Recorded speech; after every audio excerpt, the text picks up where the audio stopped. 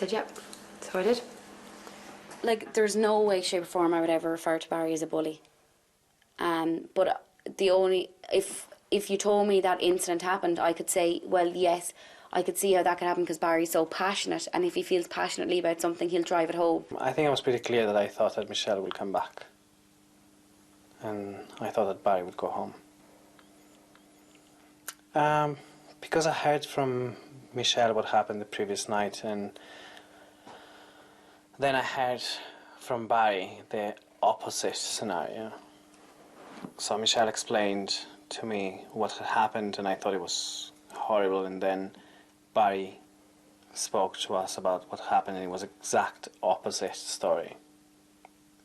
That everybody thought that Michelle was being horrible to him and all that. And I felt like, okay, here's someone that's 100% lying, one of those two people, because it cannot be the same story with exact opposite effect. So I thought, okay, one of them is totally lying. And I think I chose to believe Michelle. There were certain things that were brought up that I'd never mentioned, like the way Barry calls all the girls babes and stuff, and that it's offensive in a corporate environment. It's hard for me, right, because looking at Barry as a person, I can't say he was ever a manipulative person or he was ever had a plan or an agenda. All I can see is his passion. Barry's never been like that. Like, I would never, like, I think he just got majorly stressed. Like, I couldn't really... It's not a good fit. I thought, like, you'd think that I'd be like, oh, nice one. And I'm not at all. Like, I'm just like, what a shame, almost, you know, that way. Like, that it ended like that. What is it with you and the names? The names? What is it, Panos? You know him well, you'll be like, Now, can you say it 3 times? Imagine if you go... I actually can't do it. You see? Tipple-tap, tipple-tattle, tipple-tattle, tipple-tattle. Imagine if you said that, Bill would come. The one thing you never want Bill Cullen to do is give you a compliment, because if you get a compliment, you're going home. You're kind of getting used to the abuse. You do, like, if you get a compliment, you're like, oh God, he's going to be nice to me, it means he's sending me home. Me, you and Neve were in the same group from day one. Yeah. We went for lunch together that day. Fucking hell. That seems like it was a year ago. But yeah, it was a shock, you know. I thought Barry, you know, he's a good entrepreneur, you know, he's a good business head on him.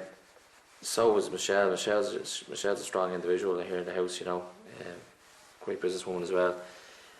I suppose it's just the writing was on the wall, I suppose, when comments that Bill was making in relation to Barry, you know. He's a passionate guy, you know. Either, I suppose, you love him or you hate him, you know, and he's a bit Marmite, you know, in that sense, but he's a lovely guy. I do still trust Barry, and I don't think Barry was lying or being manipulative. I just think his opinion on the way he was speaking to somebody was totally different as to how it was actually perceived. I thought Barry was very appropriate on tasks as well. Yeah, he was a gentleman.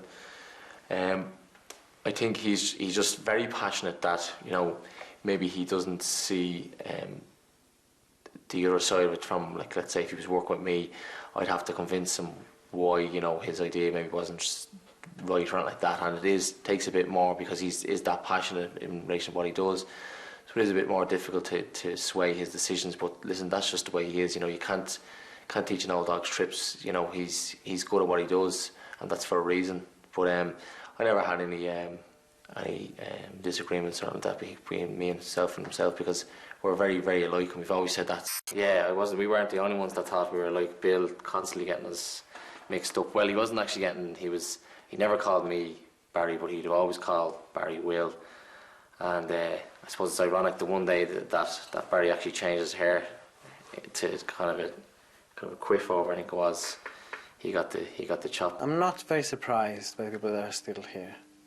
I'm not. Apart from that, I was led to believe that Jamie was very strong, and I felt that he was going to be in the top 4, and he's not.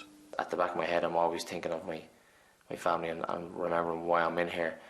But you're so busy in here, you know, it's a good thing that you haven't got that much time to be thinking of how they're doing, and is my little sister's getting ready for school to go back and all that stuff, and that still is at the back of your head. But unfortunately, you're very busy here, like, you know, you're always on the go. You're getting phone calls at 5:30 to be gone by 6 for to work all day and finish at maybe 9, 10, and that keeps your mind occupied, which is good. The two youngest candidates, you know, I'm obviously the youngest ever candidate in all of The Apprentice, and I know Niamh is second to that, you know. That was the only thing. I mean, I had confidence in my ability and everything, but I was like, I'm 23. I have got very little experience. I wouldn't call us kids either, you know. I'm working since I was 17, so I've more life and work experience than many people in this competition that have came and gone. It's not just about your work experience. I know that Niamh isn't as experienced as most, you know. Obviously she's older than me, but I've had more experience, you know, which is obviously a good thing. But life experience, I've had a bit of a topsy-turvy life experience from a young age, you know, having to go out and work on my own at such a young age. If Bill Cullen hired me in the morning and told me to send me to Timbuktu, I'd go. I'd get in a plane and I'd go, and that'd be it. He wants me. He definitely wants me. He has to want me.